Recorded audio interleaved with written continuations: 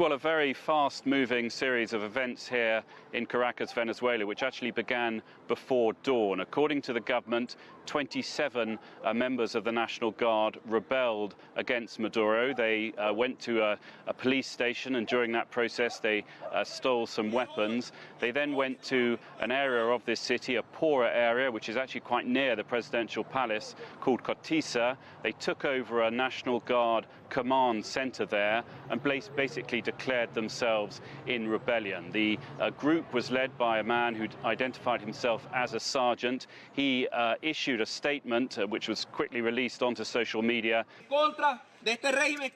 Against this regime, which we don't recognize. People of Venezuela, I need your support. Take to the streets. We are here, just as you wanted. You asked for us to come out and to defend the Constitution. Here we are.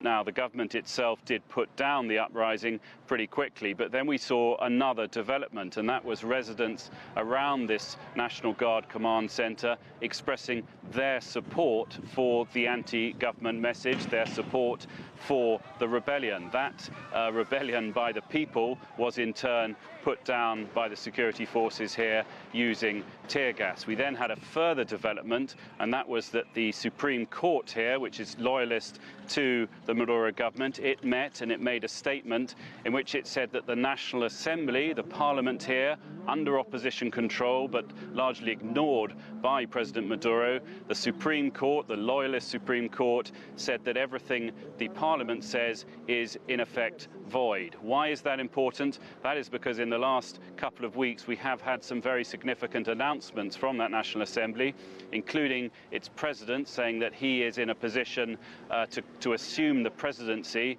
because, this is according to the National Assembly, they say that President Maduro is acting like a dictator and therefore has usurped his official position. The National Assembly also calling on all the military forces in Venezuela to rebel against the government and saying that they will offer amnesty to anyone who does that. So that is one reason why the Supreme Court is saying that everything the Parliament says is void, because there is a feeling here that perhaps the messages from the Parliament to the military are being heard. Stephen Gibbs, CGTN, Caracas.